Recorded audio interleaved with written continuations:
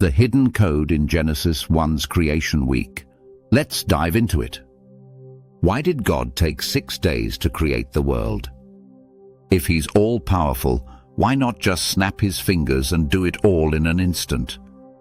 We've all heard the story of the creation week, but it turns out there's a hidden code embedded in its very structure. This isn't a story about a 24-hour clock. It's a carefully crafted literary masterpiece designed to reveal God's ultimate purpose for humanity and the entire cosmos.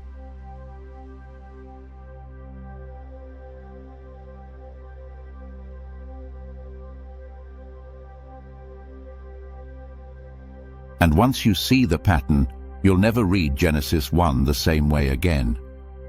Look at this. For most of us, Genesis 1 is Bible Stories 101. It seems simple enough. Day 1, God makes light.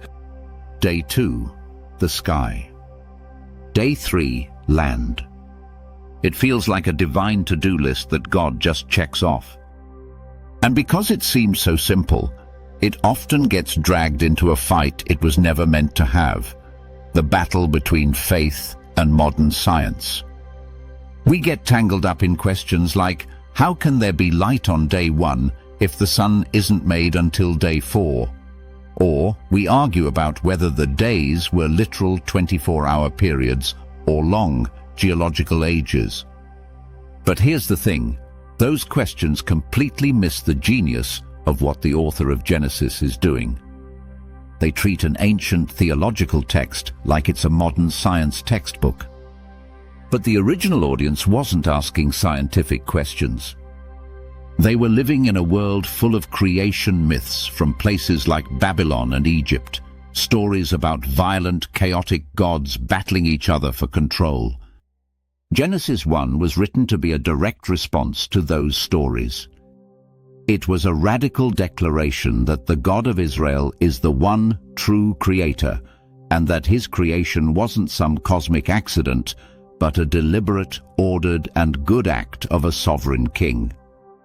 The hidden code isn't about science, it's about theology, art, and purpose. To find the code, we have to read Genesis 1 less like a lab report and more like a brilliant piece of literature.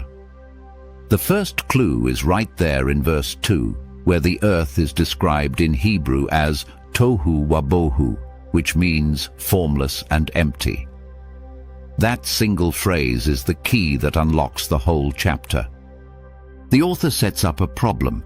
The world is a disordered, uninhabited mess. The rest of the chapter is the beautiful, symmetrical solution. The 6 days aren't a random list. They're a perfectly structured framework, broken into 2 matching sets of 3.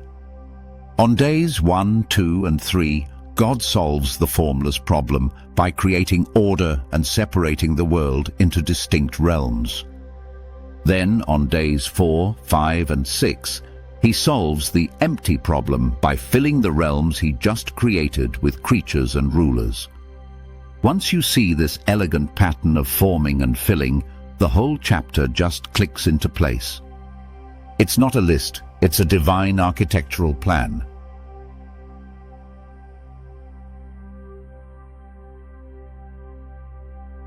So let's look at those first 3 days, the days of forming. On day 1, God doesn't just create light out of a void. The text says he separates the light from the darkness. He's creating the rhythm of day and night, bringing order to our very experience of time. On day 2, he separates the waters above from the waters below by creating the sky. He's carving out the realms of the heavens and the seas, bringing order to the physical space of the world. And on day 3, God pushes back the waters to let dry land appear. Then he has that land produce vegetation. He's creating a stable, life-sustaining habitat. So at the end of day 3, what have we got? The basic structure of the world is in place. God has brought order out of formlessness.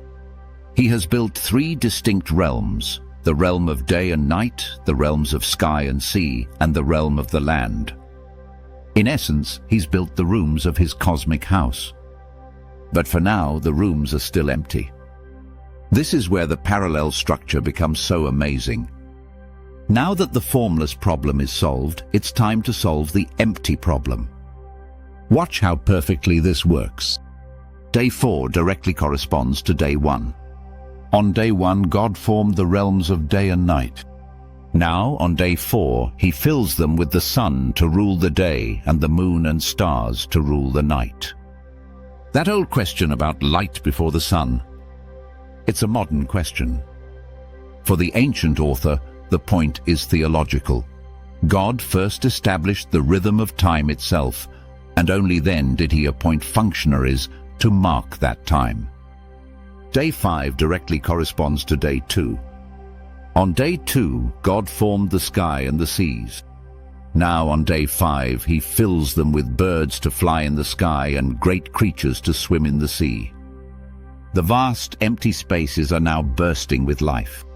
And finally, day 6 corresponds to day 3. On day 3, God created the dry land.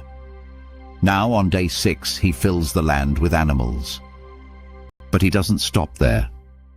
Day 6 is the climax of the entire week, where God creates his masterpiece. The creation of humanity is the grand finale. We aren't just another creature on the list. We are the absolute peak of God's creative work. God says, "Let us make humanity in our image, after our likeness." Now, in the ancient world, being made in the image of God meant something really specific. A king would place a statue, an image of himself in a distant land to signify his presence and his authority there. So when God creates humanity in his image, he's appointing us as his royal representatives on earth. He tells us to be fruitful and multiply, to fill the earth and subdue it, and to have dominion. This isn't a license to exploit and destroy. It's a sacred commission to continue God's work of bringing order and care to his world. We were created to be vice-regents, stewards who rule the world on God's behalf, reflecting his good and wise reign back into the world he made. So if all the work is finished on day 6, what's the 7th day for? Why does God rest? The text says God rested on the 7th day and made it holy. This isn't because God was tired. An all-powerful being doesn't get exhausted. The Hebrew word for rested, Shabbat, also just means to stop. God stopped creating because his work was complete. It was perfect.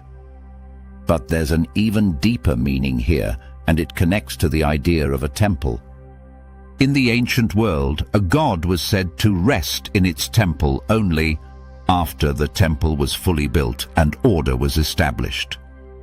This divine rest meant the temple was now operational, and the deity was taking up residence to rule from within it.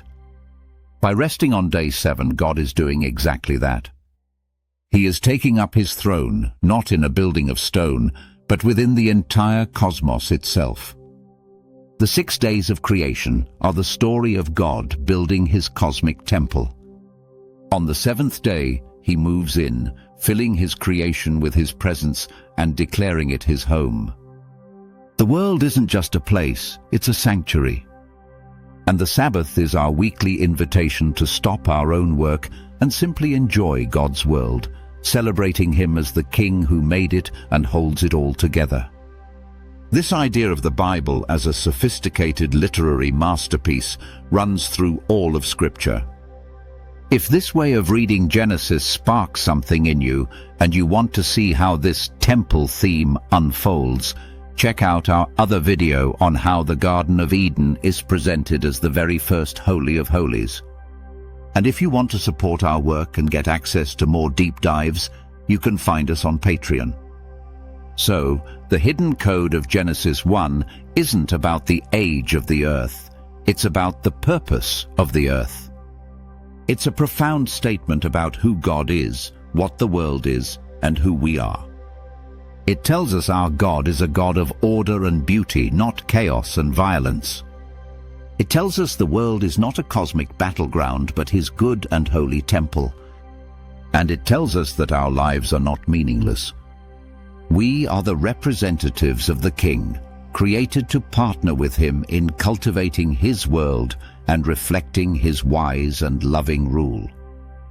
The story of the 7 days sets the stage for the entire biblical story, revealing God's ultimate plan from the very beginning, to dwell with his people in a creation filled with his glory. Once you see the literary art, you can finally appreciate the theological masterpiece.